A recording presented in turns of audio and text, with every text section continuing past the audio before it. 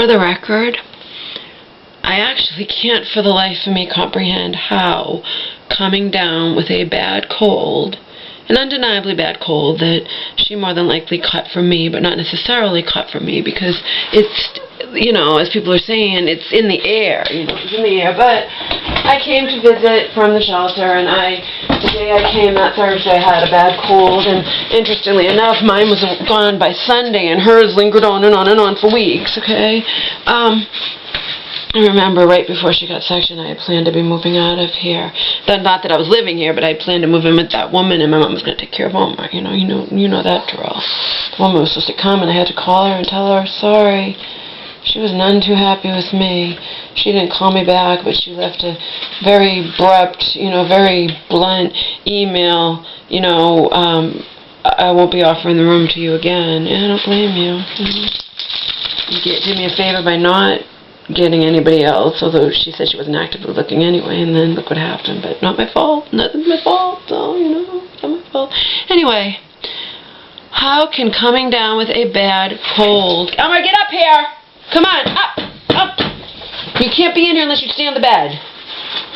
Especially when my really important papers are on the floor over there. Stay on the bed. Anyway, how can coming down with a bad cold cause my mother to have a breakdown? That's simple. I have my theories. It's simple. She was already on the brink. Stressed to the brink about the lawsuit that was dragging on and on. Stressed to the brink about the emails which the West was constantly sending her. Stressed to the brink about everything, And then she gets the damn cold, and she turns into a friggin' royal bitch.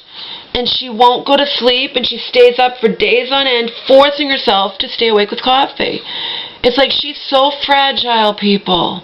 So fragile that the slightest thing, even coming down with a bad cold, sends her over the edge. Sad.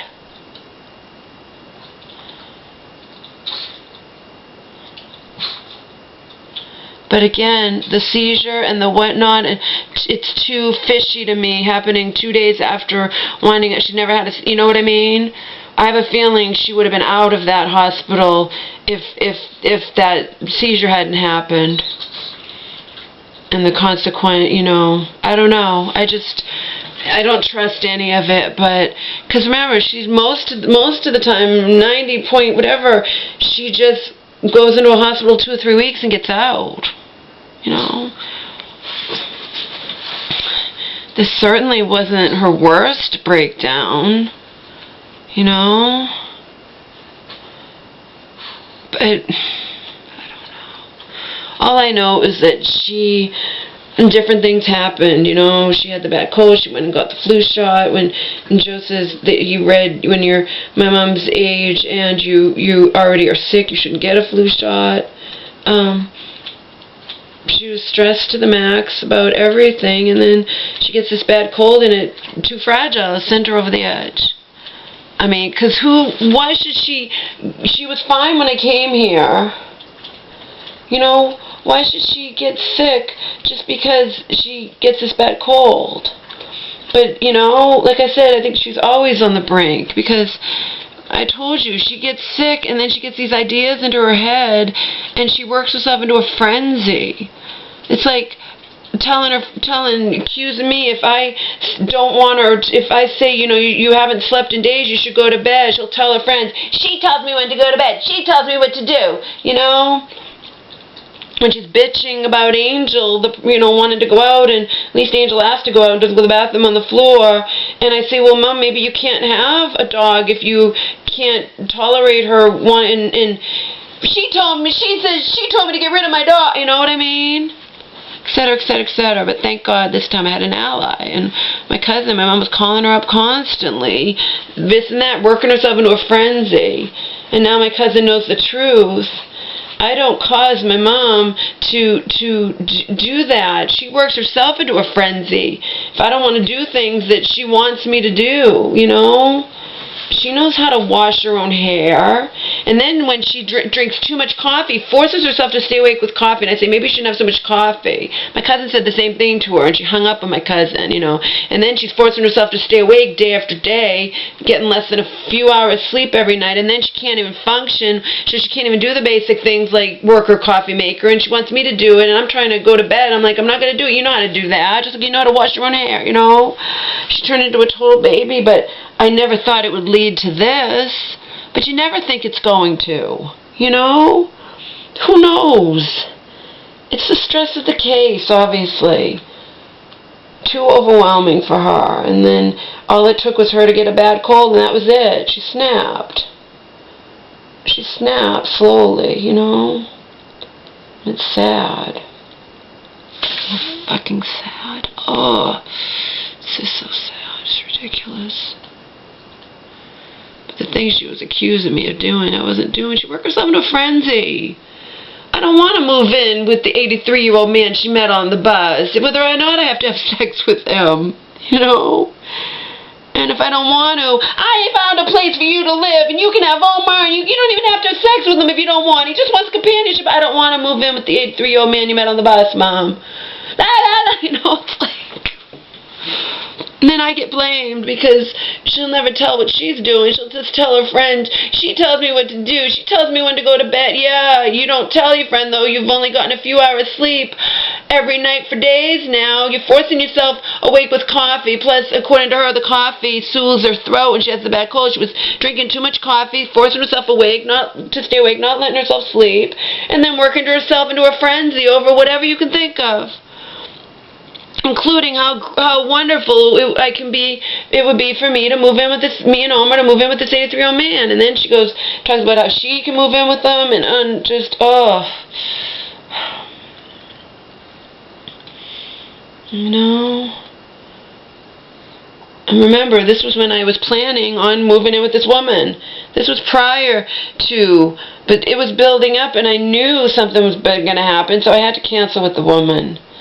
Remember, my stuff's not here. My stuff's in storage. Only my basic stuff is here. My stuff's in storage. I was supposed to move in with that woman. You know, and I had to cancel. Because my mom was getting progressively worse, and all that would happen was she'd wind up in the hospital. I'd pay the woman the $600, and I'd have to come back here to take care of the dogs and pay my mom's bills, you know? Who's going to do it? Nobody was in charge now. I had to do it, you know, and I had to take care of the dogs. So that was reality. That woman's not going to understand that. She's not going to care either. To her, she was probably counting on the $600. It was a done deal. She was coming to get me, and then I canceled at the last minute. She wasn't expecting that one, considering I'd asked her to hold on to the place for me.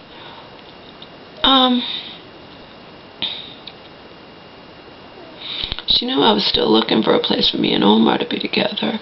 But in the meantime, she offered me, and it could be temporary. She had no hard feelings if I found a perfect place for me and Omar. Then I couldn't even move in with her. I don't blame her for being upset, but again, you can be as upset as you want to be. This is life. This is reality. You can be upset as you want to be with me. This is life. This is reality. The same thing goes with Dog Woman, you know? You can be upset with me as much as you want to be. This is life. This is reality. I'm here. This is not my home. My stuff's not here. My stuff's in storage. I mean, sure, some of my stuff's here.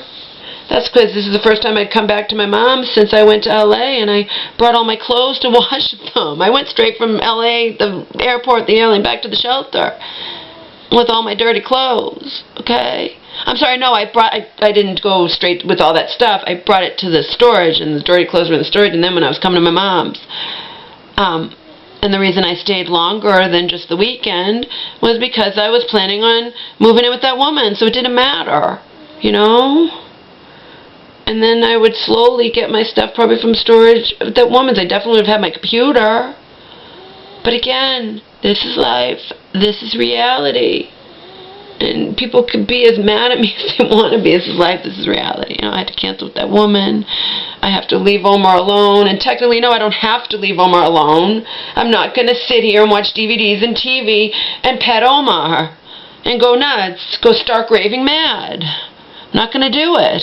Doesn't mean, as dog woman, you don't love Omar. You don't even love Omar. I could have that dog taken away from you. I know who to call. Go fuck yourself. You know, I'm doing the best I fucking can. The best I can under the circumstances. Not my fault this happened to my mother. Get it, people? It's not my fault this happened to my mother. She's not strong enough to handle anything. She just got released from a 3-month commitment. Now she's back in the hospital again. She's not strong enough to handle anything, period. Okay? She comes down with a bad cold and she's suddenly sick again. You know, it means she's always right there on the brink. Anything can happen, you know? It's sad. It's very, very sad. It's not my fault. It's not my fault, you know? It's not my fucking fault.